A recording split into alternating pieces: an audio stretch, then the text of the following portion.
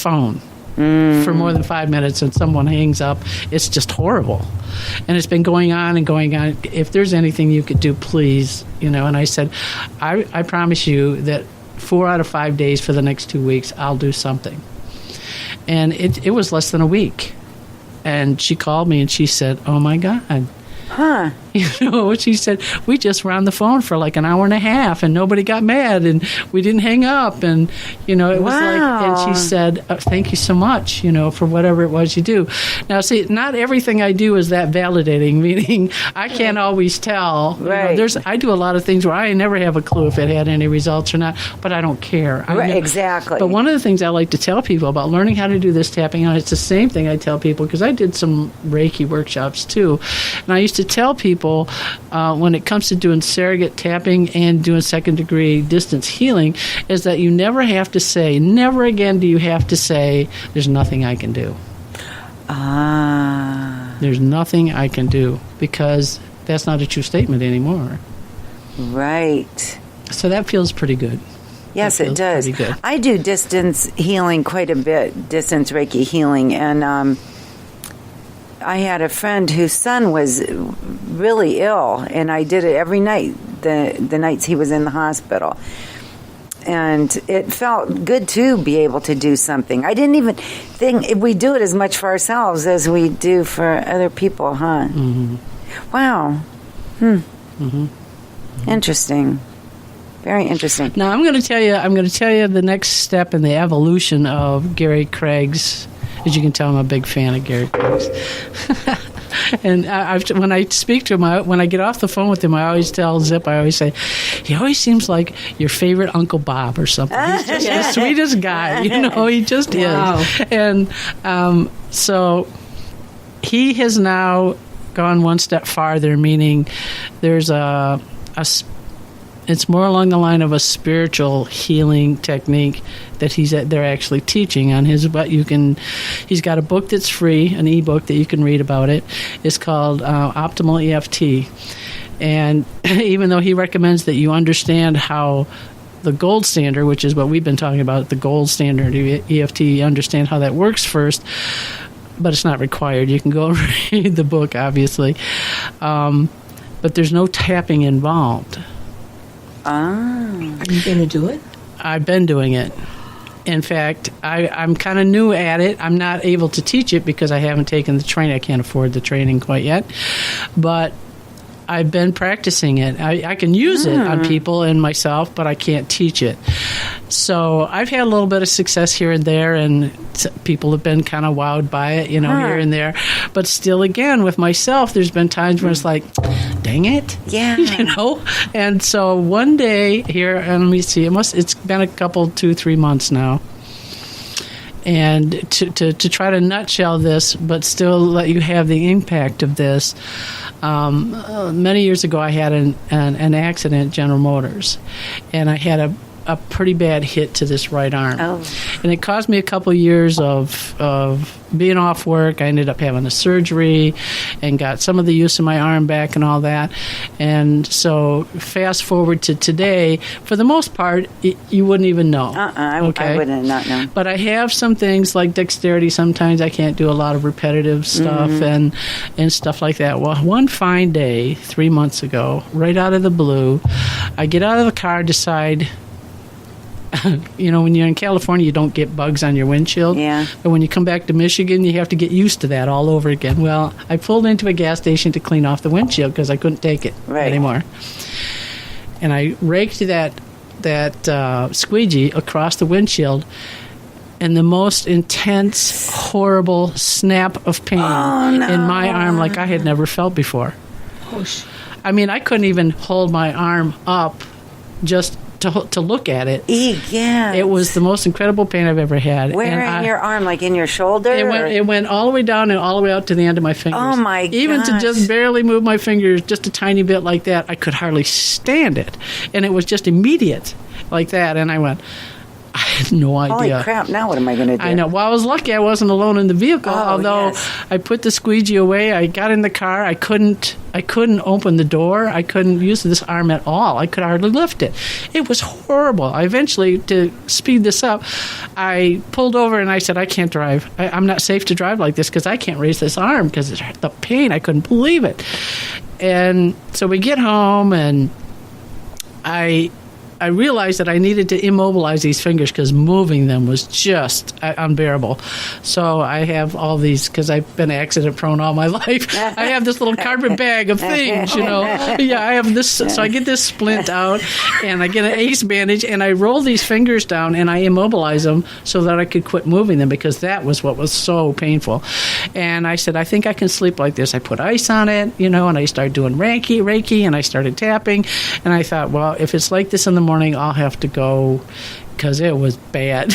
And I had no clue why would such a thing happen. Oh my God. So the next morning, I take the ace bandage and the splint off, and it's still pretty bad. And I was, in the back of my mind, I'm thinking, if I wait and I don't go, and I hate that thing where they say, well, if you'd have come in when you first did this, Right, and we wouldn't have to be doing surgery. Yeah. So I thought, and I wasn't going to have a car that day. I had to find somebody to pick me up. I had to make the appointment and line that up so somebody had a car and all that stuff. So now it's 11 o'clock in the morning. My appointment's for like 2:15. So I thought, well, I'll do whatever I can do on my own until then. So I set myself down on the couch in the living room, and I started to tap about the original injury to this arm in a way that I never did before. I used to say things like, yeah, I've tapped about that. I was mad because, it caused me to lose my job, and you looked like this. I was on work comp and all that jazz, and you're a bad employee. But I started to pull the pieces apart. I had compartmentalized that whole issue about the accident. And I sat there on the couch for, I'm telling you, not more than 15, 20 minutes. And I started to pull apart and look at all the different negative emotions I had about it, which I had never acknowledged before. Zip came walking through the room. She was getting ready to leave for the day. And she goes, well, how we doing? And I lifted that hand and waved to her like that. It wasn't just better. It was gone just like that. Gone just like that. Wow. And using the optimal EFT, which takes even less time to do than the tapping thing does. Wow, that's amazing. I know. Yeah. I know. I know. And it happened to me. Somebody You who did could it to hardly ever yourself, get it to yeah. work for me, and it worked. Wow, for me. that's really cool. And it's never come back. It wasn't a little bit better later, or it didn't have any symptoms of it. It's never come back so far, and I don't expect to have room for it either. So Right, yeah, good for you. And that's very true. Look at Louise Hay. She totally believed in our bodies heal themselves if we allow them to. That's the key. And she also believed that a pain somewhere in your body symbolized that you were having a problem somewhere. Yep. Like the only one I remember is because I have this knee that used to bother me all the time.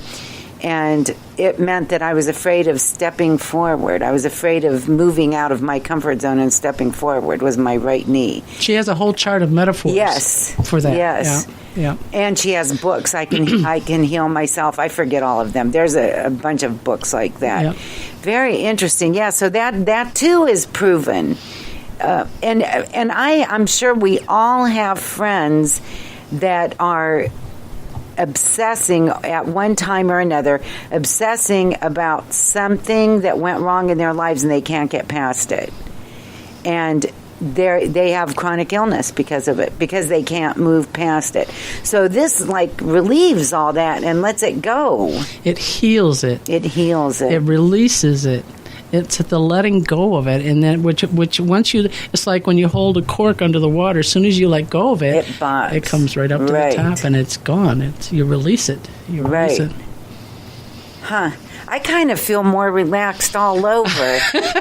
I don't know if it's just me. I'm not drinking wine tonight, so I can't blame it on the wine. Well, hope floats, I Yes. mean, learning something like this gives you regenerated hope about well, dang, I could try this on this, or I could try that on that, or I can call Brenda tomorrow and she'll tell me how to do that and that, you know, Right. or whatever. So you're gonna have to go on our call list, I think. Deb, can you help me? No, but Brenda can. yeah. You know, And I was doing this long distance from California. I had clients still, like, I had a client in Florida for like 4 months. We just did phone sessions. I don't Nice. need to be right there with anybody ever. Right. Well, I'm going to have to get your card, and I'll bet you a lot of people are going to want your number, but don't give it to them because I need to call. It says here that tapping began in 1980 with a psychologist by the name of Roger Callahan and a patient that had extreme phobia toward water. Mary's fear of water controlled her life and kept her from performing many otherwise normal daily activities. She was unable to take her children to the beach, found it impossible to drive near the ocean, and she grew fearful even when it rained. So Dr. Callahan and Mary worked on this problem together for over a year. Finally, Mary worked up the courage to sit within sight of the pool at Dr. Callahan's house. Even though it caused her some distress, she found ways to cope. Her fear of being near the water caused her stomach pains, and Dr. Callahan had been recently studying traditional Chinese medicine, which included learning about the meridians and how they worked. Suddenly he had an inspiration. Remembering that there was an acupuncture point for the stomach meridian on the cheekbone, he asked her to tap there, thinking it might help with her stomach pain. Mary tapped her cheekbone as directed, and this little action changed medical history. The response seemed miraculous to both Mary and Dr. Callahan. Her stomach pains disappeared, but even more amazingly, her fear of water disappeared too. Based on the discovery, Dr. Callahan began a series of investigations to develop and refine this technique, which he termed thought field therapy. And I'll tell you, Gary Craig studied under Dr. Callahan. Yep, and that's the next paragraph. Yes, but it used to cost like $10,000 plus to study under Dr. Callahan. And what Gary Craig wanted to do was find a way to bring it to people who couldn't afford $10,000 Right. workshops and seminars. He began to improve the process by creating a simpler tapping sequence that could be easily learned and repeated even by the patient, him, her, or herself. See, they used to test each point. Roger Callahan, his technique, even though it was effective, and he was the groundbreaker, but he used to have to test for every one of these points to see what, especially some things are layered, so you'd have to keep doing extensive testing. Is it this point? Is it this point? Is it this point? Oh, Is it like this point?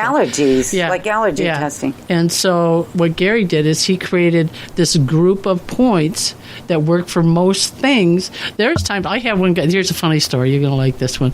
I remember hearing about a guy, someone who I was talking about tapping. Somebody said, "Oh, my brother went to a workshop, a big group of people. There was like over 100 people who wanted to quit smoking." And so he said, his brother, somebody dragged him to it. He didn't really want to even quit smoking, and he went and he quit smoking. It was wonderful. And I said, "So what did he?" She said, so I asked him. I said, "So what did you do to quit smoking?" He says, "I just kept going. I want to quit smoking. I want to quit." He tapped on one spot in the middle of his forehead and quit smoking. Huh, isn't that something? You know, Oh my God. so for some people, there's a meridian that runs through here, the Right. governing meridian and stuff, and if that was where his blockage was, and Right. and that's what worked for him, who cares? Exactly. Exactly. Exactly. Who Quit cares? smoking, yeah. Isn't that something? Yeah. So So the man that you learned it from under brought it to hundreds, if not thousands, of people all over the world. yes. Very He was such a interesting. cool guy. When his videos first came out, they weren't even on CDs; they were actual videos, VCH videos. Yeah. He would allow you bought a set for like $60 and you could copy it 100 times and share it with people. Oh my gosh, what a nice guy. That's your favorite He Uncle wanted Bob. to Your spread it favorite around. Uncle Bob I'm telling you about? Right. I mean, Man. who does that? Who Yeah, does that? nobody, really. Right. Well, Nick Ortner makes it. That's a good example. He led by a good example, so other people in that field share nicely play well And with Nick's others. sister, Yes, Jessica. Jessica, I've got her book as well, So, yeah, great people. Very interesting. Well, I really have enjoyed this very much. Maybe I should plug my own little tiny book. Please, You should. yes. I wrote a small book. It's more like a pamphlet. It's EFT for caregivers. Oh, that's an excellent one. It's meant